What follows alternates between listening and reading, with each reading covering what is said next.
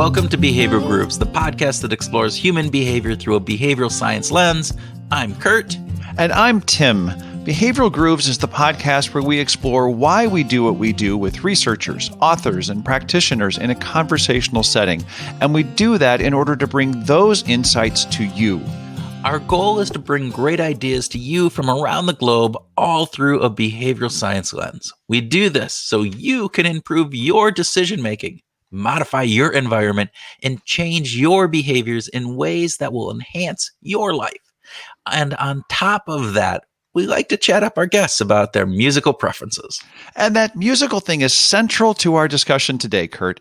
In this episode, we speak with two researchers who conducted some very cool studies during the heart of the pandemic. They tried to identify the most influential things that lifted people's spirits during the very darkest months of 2020. And we discovered the work of Pablo Ripollés and Ernest Herrero, and, well, we just had to talk to them.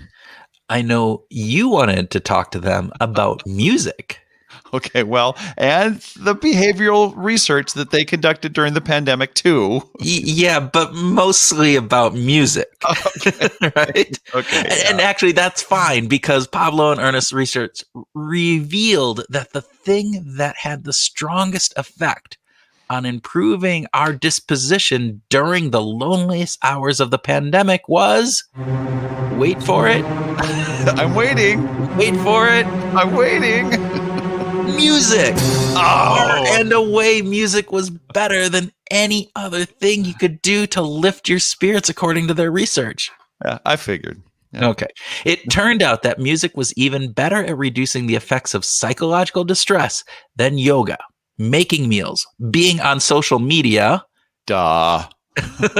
doing spiritual exercises, having video calls with loved ones, watching Netflix, exercising indoors or outdoors, or Tim, get this, it was even more effective than sex. Oh, fantastic. As far as I'm concerned, it's music.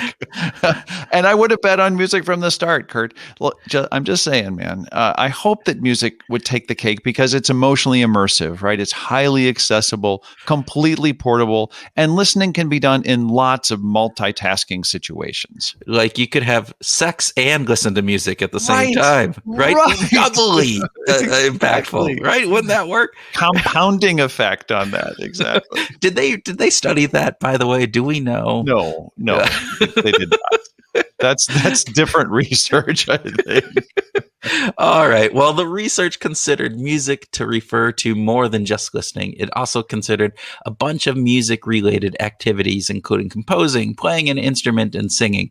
But we also talked about anhedonia, the condition where people are unable to experience pleasure in certain aspects of their lives. It was a very interesting discussion. Yeah, very interesting. And I want to call attention to a research tool that Ernest has developed recently. It's called the BMRQ, the Barcelona Music Recognition Questionnaire.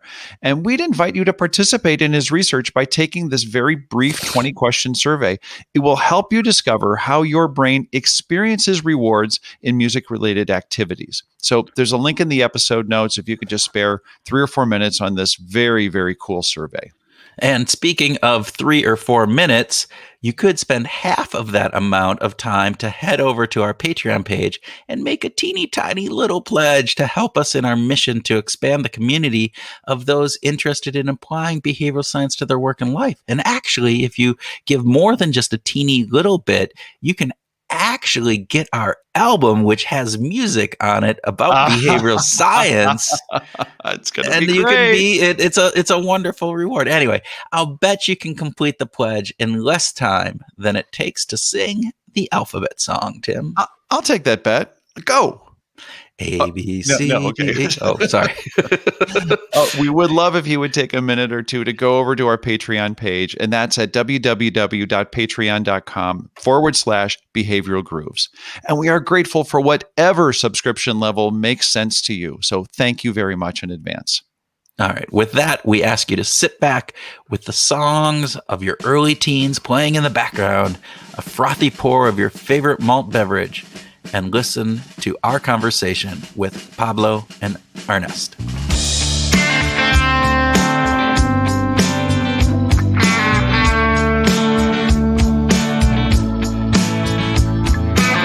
Pablo Ripollés and Ernest Mas Herrero, welcome to Behavioral Grooves. Thank you. Welcome.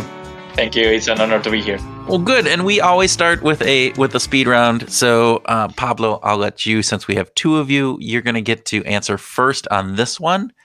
Do you prefer coffee or tea? Neither. I don't drink neither. Oh, we should have had a third. We should have had a third response. I'm right. a hot chocolate guy. I'm a little kid. Hot chocolate. You and my son. You and my son would get along really well, right there, Pablo. All right, Ernest. All right, Ernest. Yeah, I go for coffee. Coffee. Okay. Okay. All right. So, Ernest, you're going to start this. You answer this one first. Jamón ibérico or Black Forest ham? Jamón ibérico, no doubt. That one is easy. And Pablo? I don't think that I need to answer that question. Jamón ibérico. Okay. All right. Well, just to let the listeners know, if you're not familiar with Jamón ibérico, it is heaven on earth.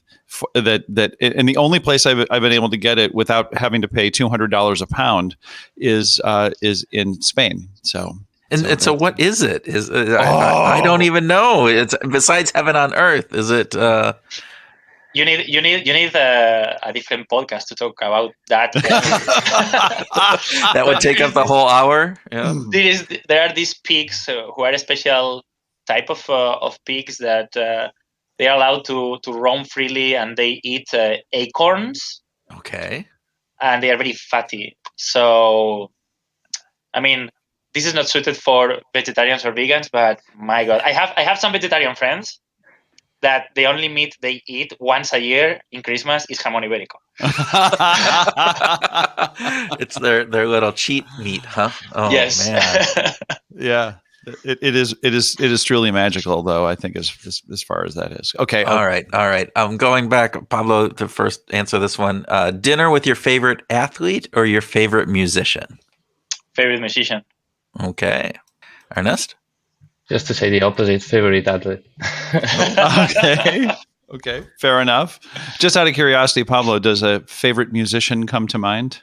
Yeah. I would love to have dinner and a full night of party with the Dropkick Murphys, which are my favorite band. Oh, look at the whole band. There you go. The whole band. Hey, you have to dream big.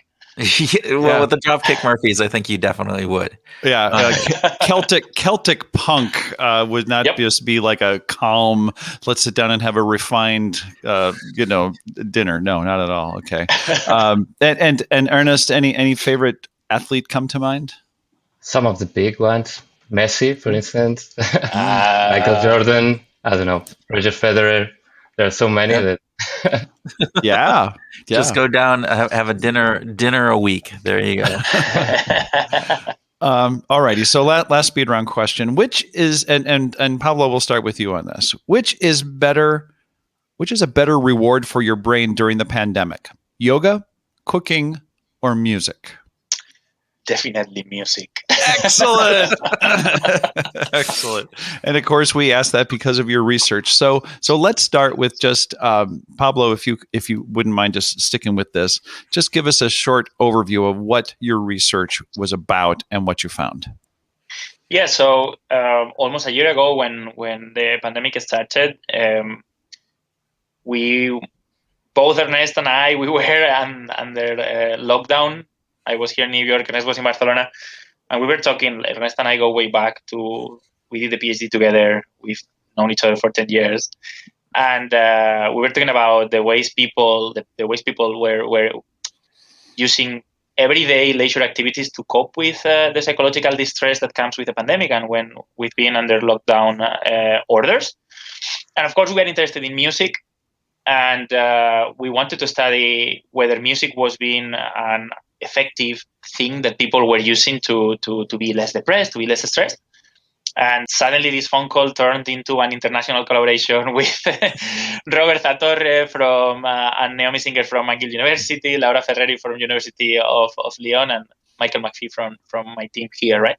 So basically we ran a study during May, collecting data from Italy, Spain, and United States, 1,000 participants, in which we asked about not only music. I think this is very important for us, that we didn't focus only on music. We focused on everything. We had a list of more than 40 items, cooking your favorite recipes, doing exercise outdoors, indoors, yoga, and other meditation activities, praying, everything you can think of.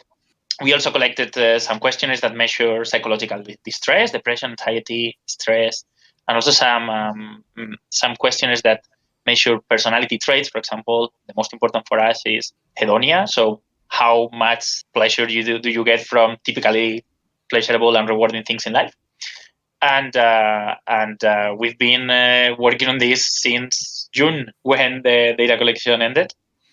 And the main take, and I know I should stick to short answers, I'm sorry. The main take of message is that we only found two things that were related to a better psychological state, and those were music and food-related activities, but they work in very different ways. And music works because music is pleasurable. So the people who could benefit more from music were those who, in general, can experience more pleasure from typically pleasurable stimuli in life.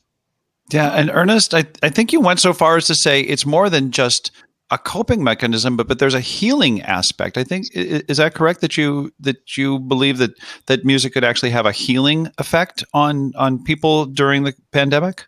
Well, that at least can mitigate these mood-related symptoms, as it can be, particularly depression. So it may help to cope with the situation and to regulate our emotions.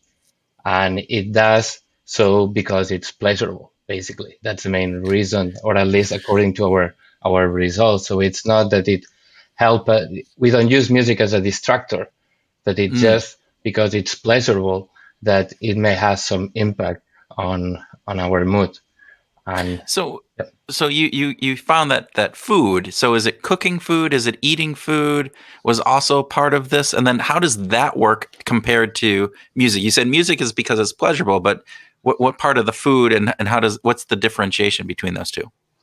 So it seems that while music works because of its pleasurable effects, cooking it's more related to that it helps us to somehow regulate our emotions efficiently, and especially the negative ones.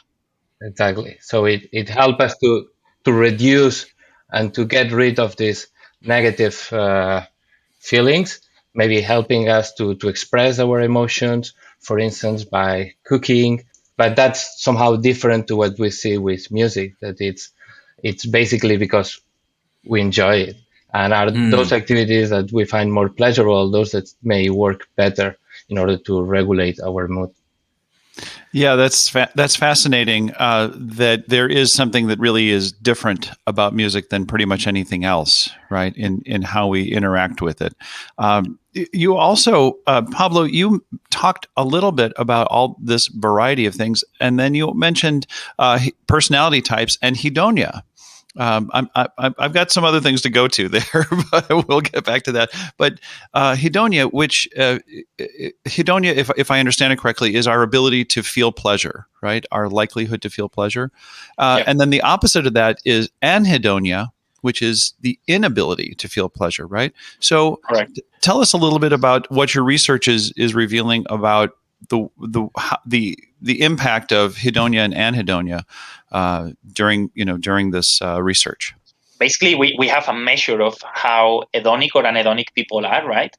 And we run an analysis which is called a mediation analysis. Basically, it lets you know what is the relationship between three factors, right? And here our factors are music, how much did I engage in music during the lockdown, measures of psychological distress, and how hedonic I am as a person, right?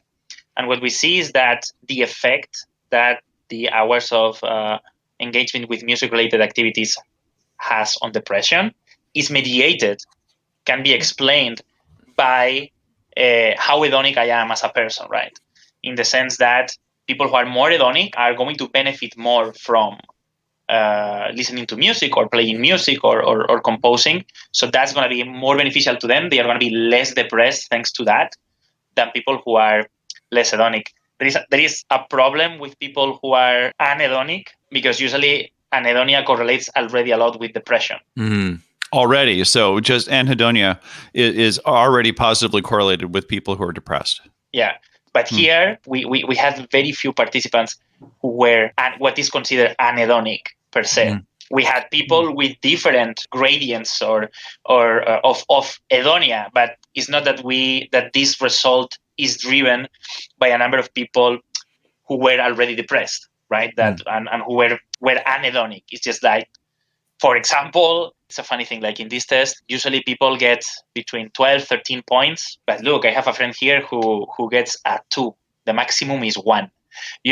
So that person is a hyperhedonic. He really enjoys everything about life, and I enjoy a lot, but not as much as him. But that doesn't mean that I am anhedonic. It just means that I am hedonic, but maybe not as hedonic as this other person, right? On a different scale. I want to just go back just to clarify. So for our listeners, when we talk about music as part of this research, this isn't necessarily playing music. It could be listening to music. It's actually just having an encounter, an experience with music. Ernest, did you say that? Is that how that's defined? Yeah, that's how we define it in this study. So we were averaging all types of music related activities, listening to music, and then you can have also listening to happy music, listening to sad music, but then playing, composing, singing, dancing. They were all in the same pack, kind of. Although now we are working also in a second paper in which what we want to investigate these items, how they work individually. So basically the idea is that in this first study, what we show is that the impact that music has on depression, it's basically explained because of its ability to generate pleasure.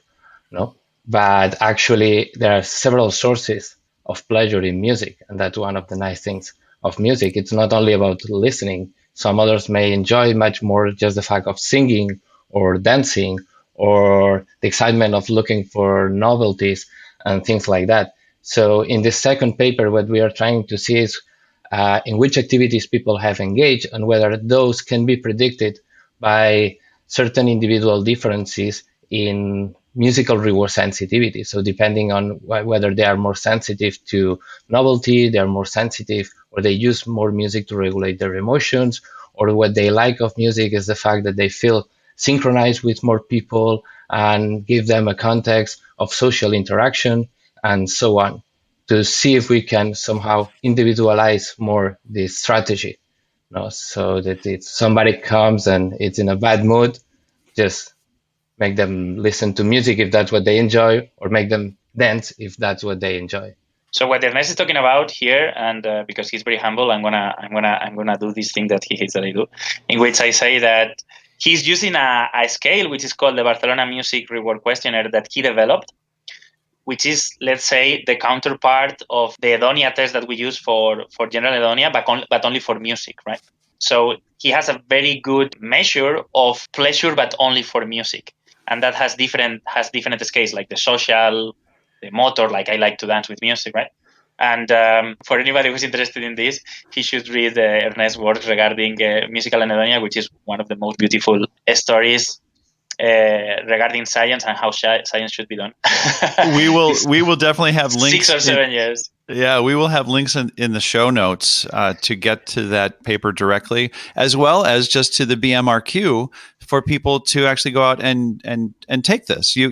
Anyone can go out to the BMRQ and test themselves on how music appeals to the reward centers. Yeah, we have an online version, so. Yeah. I think that's fantastic. And Pablo, thank you for as we say, sounding Ernest's trumpet there. That's a good thing. But I want to get back to and again, the study looked at many things, and music has more appeal to the reward center, right? If I understand this correctly, right? That there are more aspects of music that appeal to our reward center that make us feel good. You mentioned some, Ernest, some singing and dancing and just listening. There's a variety of ways that we don't have those when, cooking we can still be involved in, and food we can still be involved in the cooking with I don't know, shopping at the market, preparing the food, eating the food. But not the same, apparently, huh? I think one of the key things of music is that it's something that you don't need to actively do something. You just put your headphones, play, and just relax and listen to music. With cooking, it's not like music that you may be like, I'm a bit depressed or I'm a bit anxious. I'm going to listen to music. It's not like I'm going to cook. It's not something that you can do every time, everywhere, or the same than exercise. But music, you can do it everywhere, as long as you have your music player or whatever, right? So I think that's one of the key things of music. So when I explain these results, I always get the same question, which is Pablo, no, exercise. There must be a result with exercise, and people tell me or sex. Or snacks. But people tell me like, no, exercise really helped me during the pandemic. And like, look, what do you want me to tell you? Like, we didn't find it, right? We didn't find a correlation with exercise. We've been talking, Ernest and I, a lot about this. There is a number, like how many times can you go for a run a day if you feel bad several times? No, it's like if I'm anxious in the morning, I'm anxious in the evening. There is a limit to the number of times that you can go and do exercise. But music activates the reward system maybe in the same way that exercise, or at least for sure activates the same brain regions that food does. But it's cheap not cheap in an economical sense. It's like it's effortless, right?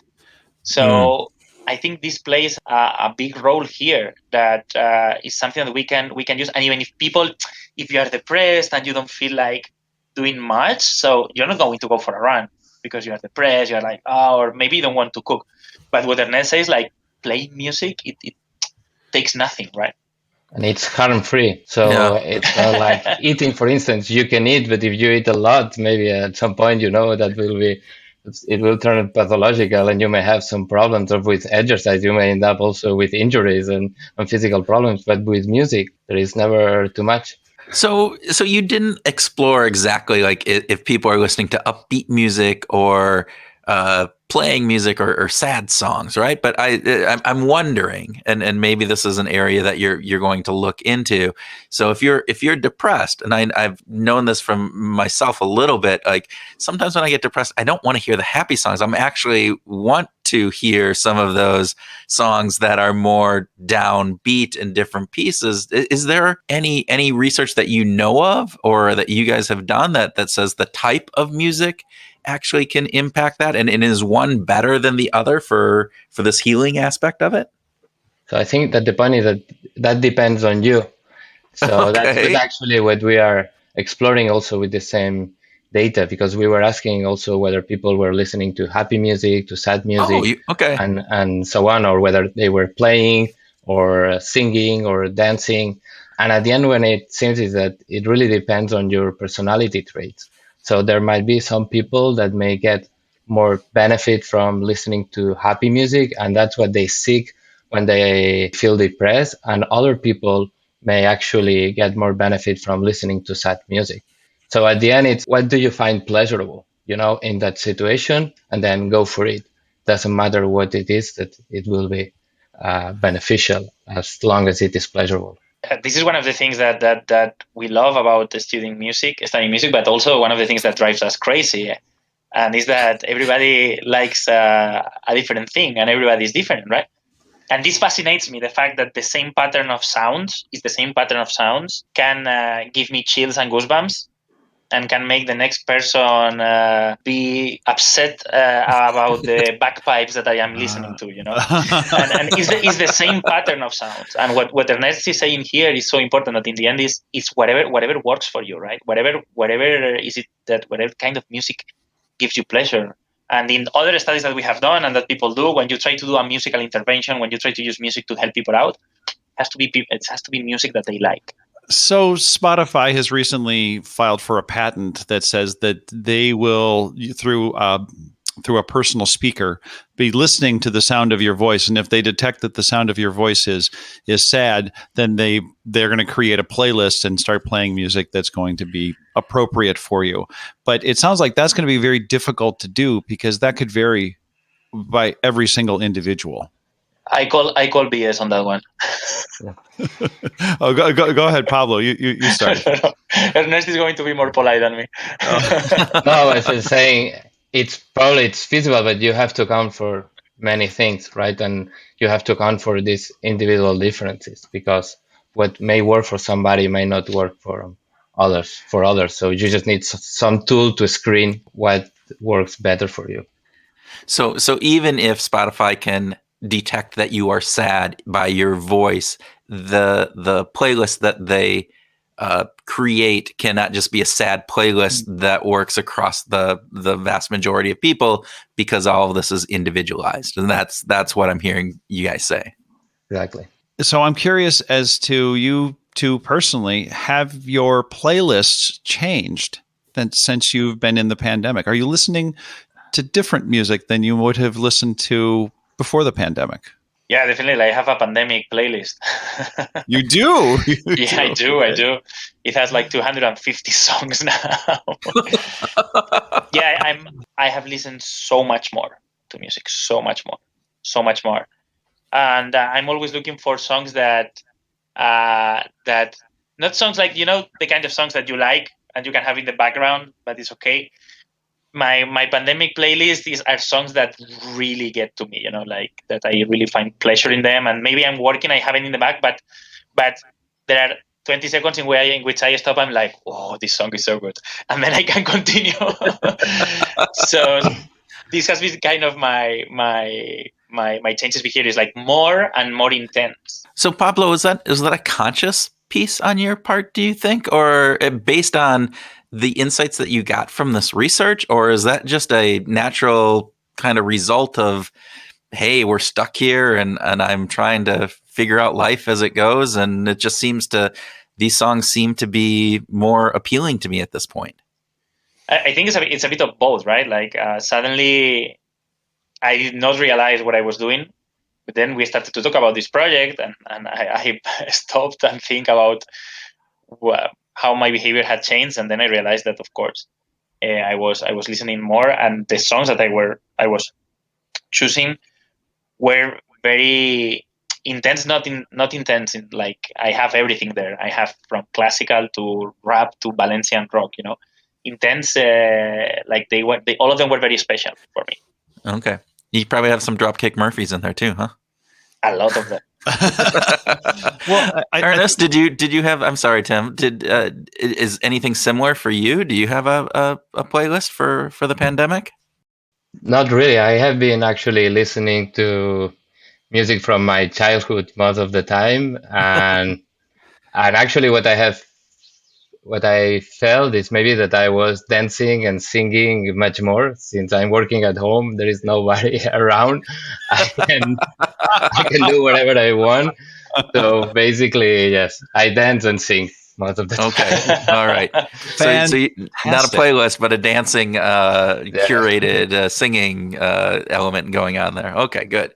So the neuroscience it seems to indicate that in general we are connecting. We connect mostly to that music we heard when we were young, right? 13, 14, 15, 16 years old. It sounds, Ernest, like that's what you're referring to is those kinds of years. Who's on your playlist? Who are those artists that you like to listen to? Oh no! I got the look that just says, no, don't ask me about the artists. Well, there is not. It's just actually Catalan bands, Spanish bands, and some I have been like this rediscovering again some ska bands that maybe I was listening when I was 20 or something, and that I didn't hear for a long time, and I was just rediscovering the music that I was listening at that time, basically. That's fantastic. And by the way, there aren't just Catalan bands or just Spanish bands or just ska bands. They're fantastic bands. These are all bands. They did it. We don't want to write off the musicians. I like music that make me dance, basically. So so I listen more rumba, which is a very particular genre, but that's it. It's not a very sophisticated music, but it works for me. That's what it's important at the end. I think we've learned from someone talking here about their research that that the individuals matter in this. That's why I'm trying to justify myself sometimes. It's working. It's working. Pablo, how about you? What music are you listening to from your youth these days? I'm a little bit a music mercenary. Like I listen to everything, but lately I've been listening a lot to a band from my region, from Valencia, which is called Zoo, ZOO, and they are a funny mix of folk, rock, techno, and they are just wonderful. They are Folk rock, techno. Okay. Yeah. And their songs are very powerful. They sing in Valencian, which is like Catalan. It's my second language, and it's very dear to me. So there is also an emotional link to the band, and this is one of the things that are very difficult to test about music. No, like when it's no longer about the music; it's about that these guys are from my town and they sing about things that I know, and they sing in my in my language other than Spanish, right? And that gives a special thing to what they do.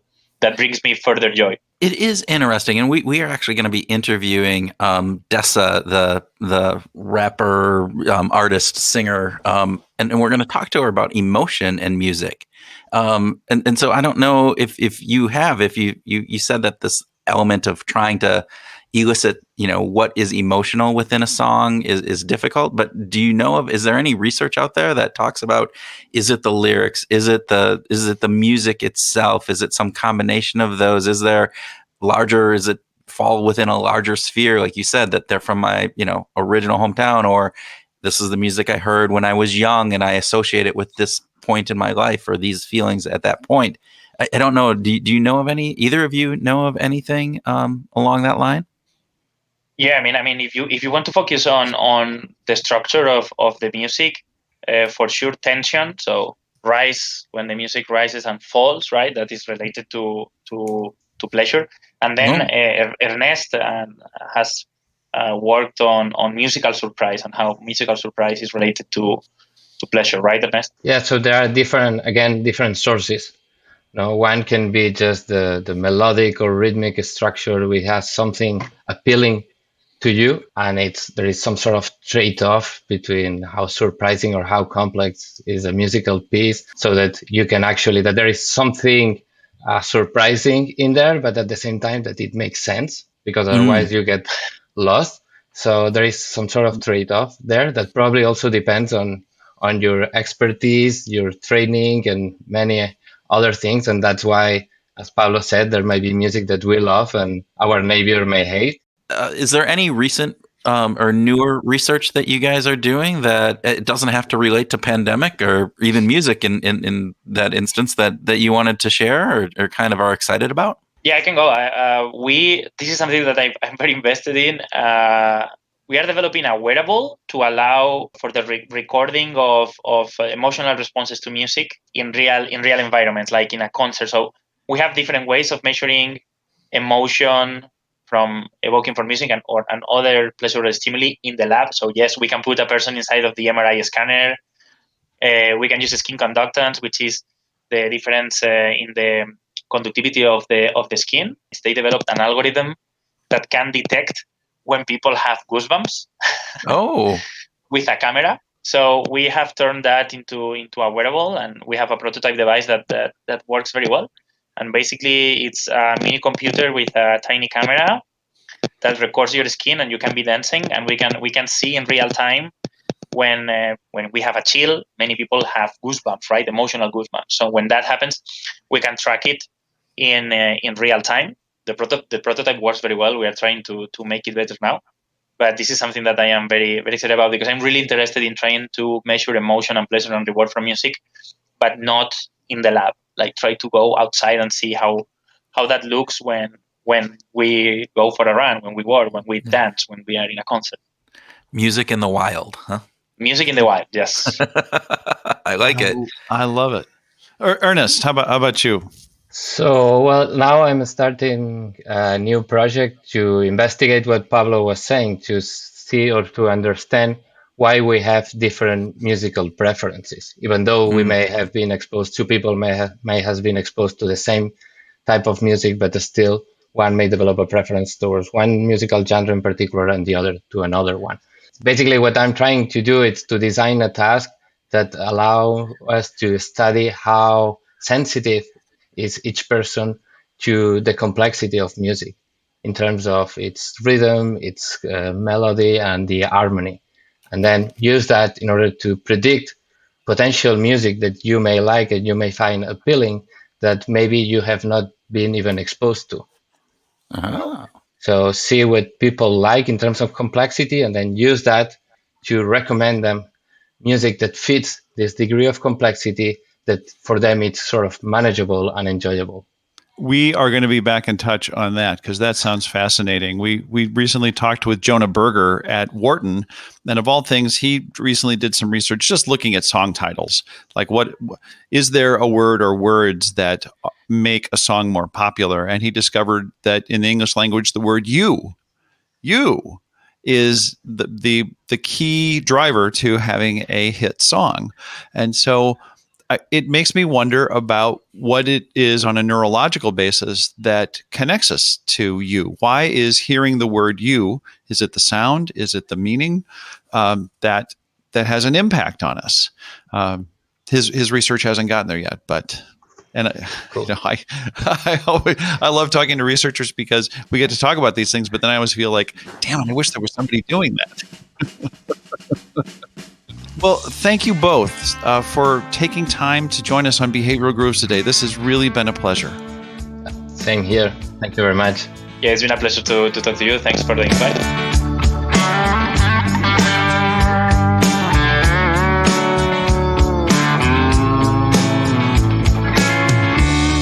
Welcome to our grooving session where Tim and I groove on what we learned from our discussion with Ernest and Pablo, have a free-flowing conversation, and talk about whatever else comes into our musically happy brains. Ah, yeah. Get that reward center going. Yes.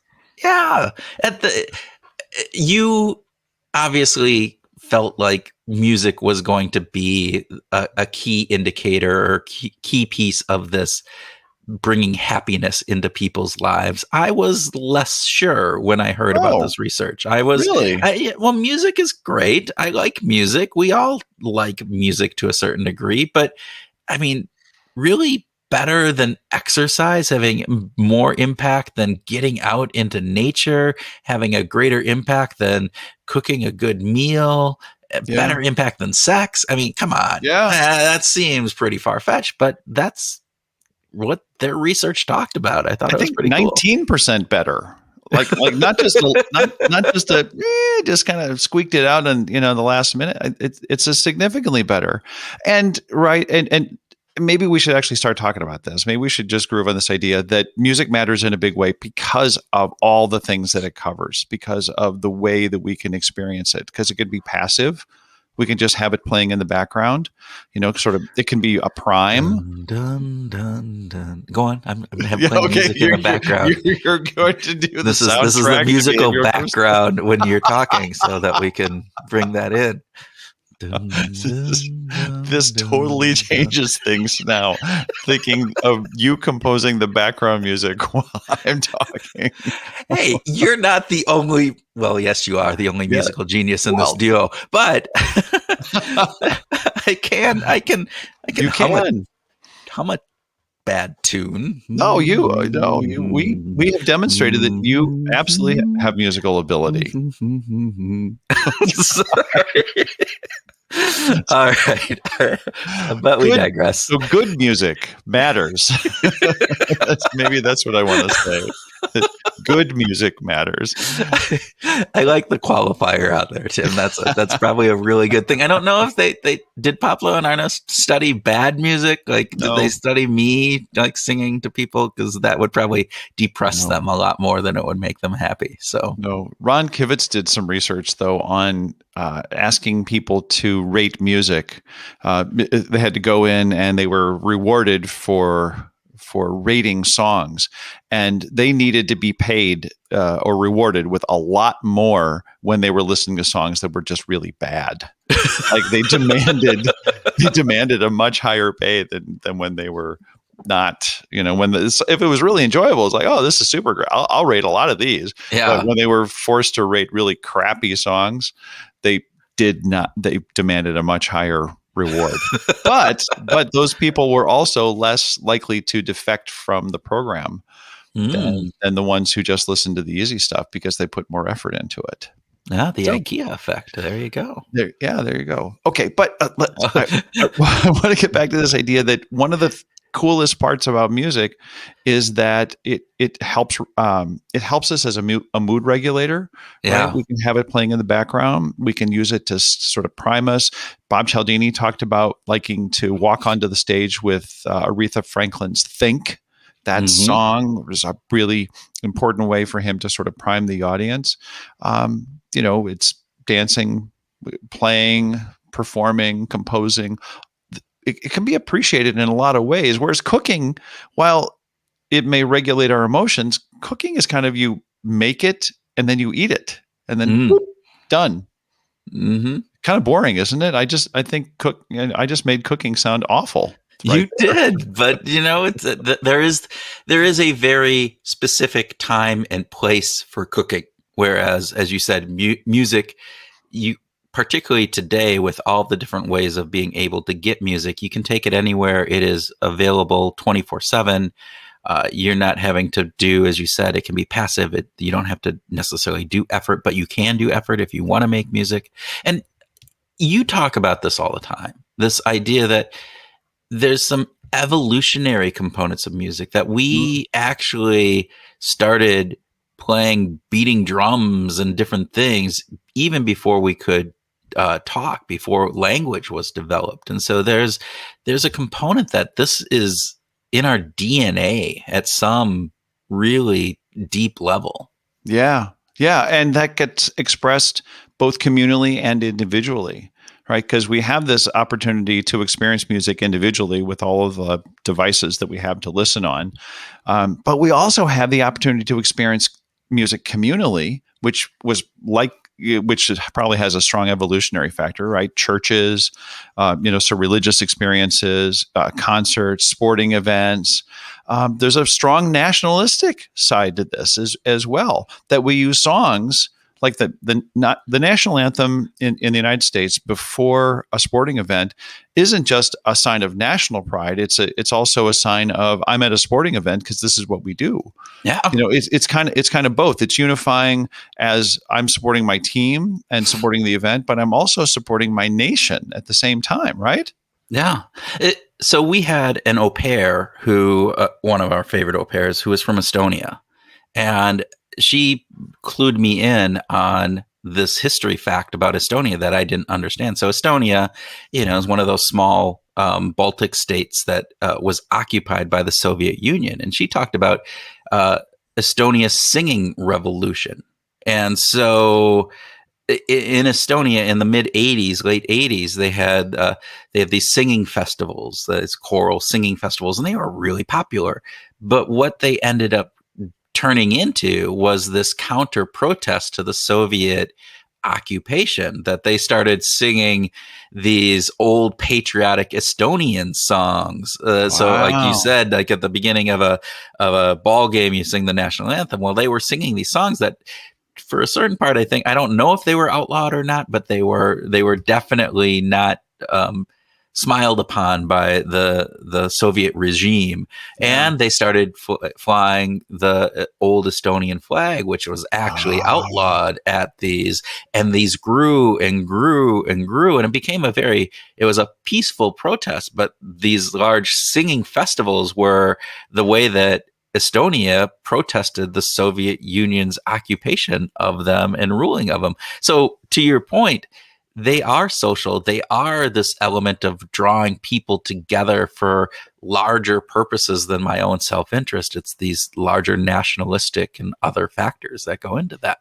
So, well, just to riff on that, music in a social scheme dates back in the United States into times of slavery, when Africans were brought to the United States as enslaved people, and they learned how to pass the time in the fields to try to sort of ease the effort that they were putting forth by singing.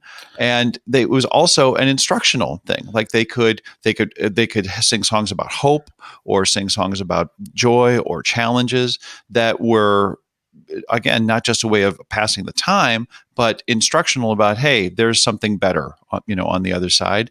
And then if we fast forward into a century later, into the 1950s, I'm just going to rant on this because this is fantastic.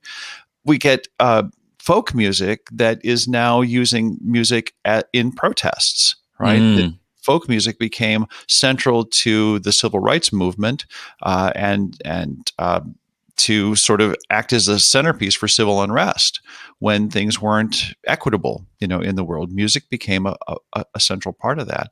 So it's fantastic.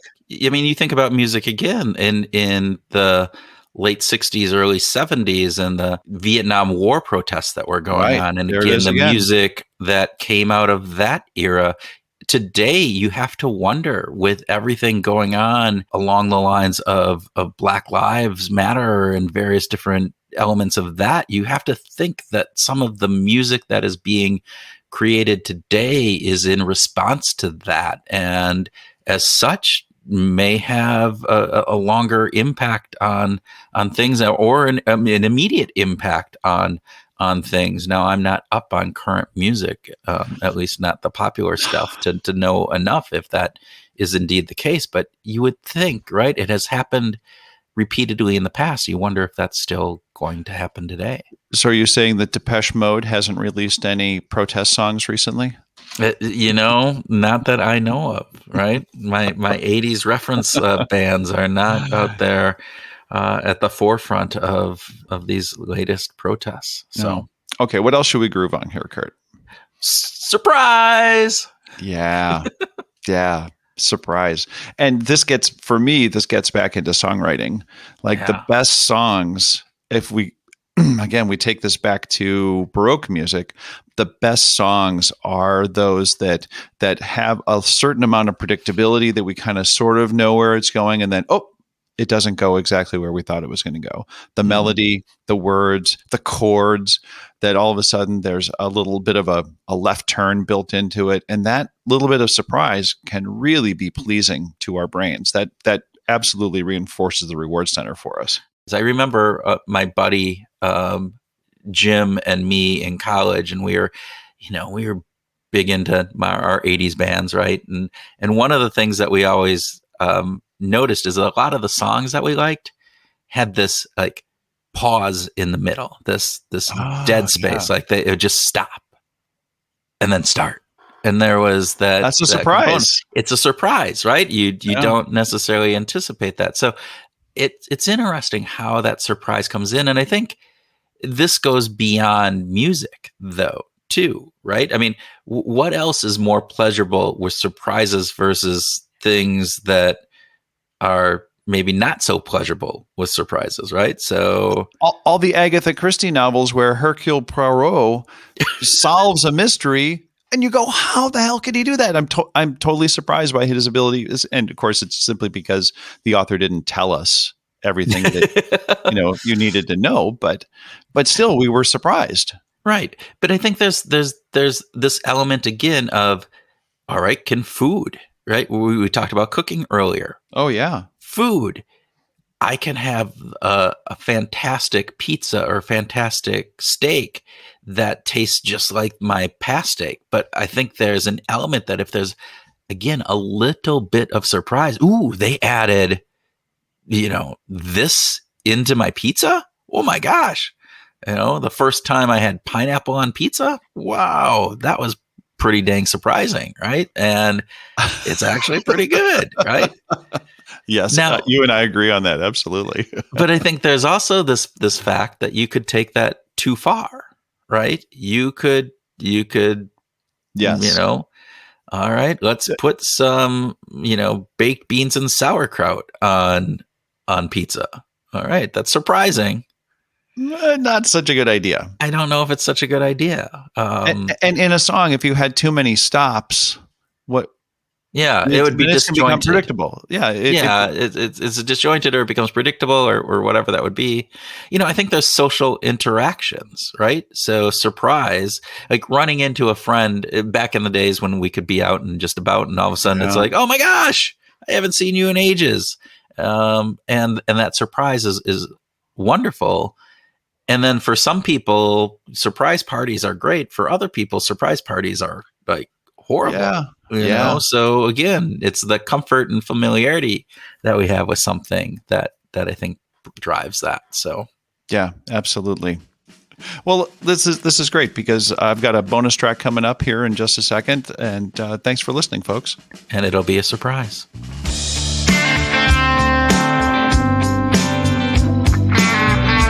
This is Tim with our bonus track and groove idea for the week. Our discussion with Pablo and Ernest highlighted something that I've long believed, that music is good for you. Music, more than any other activity, cooking, exercise, meditation, has been proven to have a positive effect on our mood, especially during the pandemic.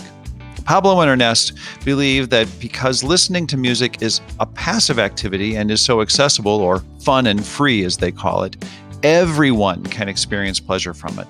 And it's not just listening to music, but dancing, singing, and playing music are also beneficial.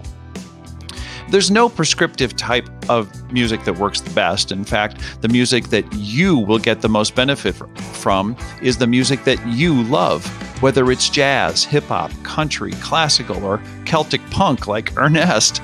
The most important element is that you enjoy it. And just a personal note, we've had a handful of guests that I would consider wildly eclectic in their tastes, but Ernest really hit it out of the park on this one. Okay, now our groove idea for the week. We've all been spending more time at home, so why not turn on more music this week? Dance around the kitchen, belt out your favorite tunes in the shower, sing into your hairbrush while you're getting ready for your first Zoom call, blast your most upbeat melodies in your ears as you're going for your afternoon walk, or just have some songs on in the background while you're winding down from your workday. And let us know what you're listening to. Well, if not all of us, just let me know what you're listening to because I'm curious. And send us a link to your favorite playlist if you would. We'd love to know what helps lift your mood this week. And with that, we want to thank you for listening. We appreciate the time you spend with us, and we hope that you found this episode valuable. If it is, please leave us a review or share this episode with a friend. And with that, we encourage you to go out this week and find your groove.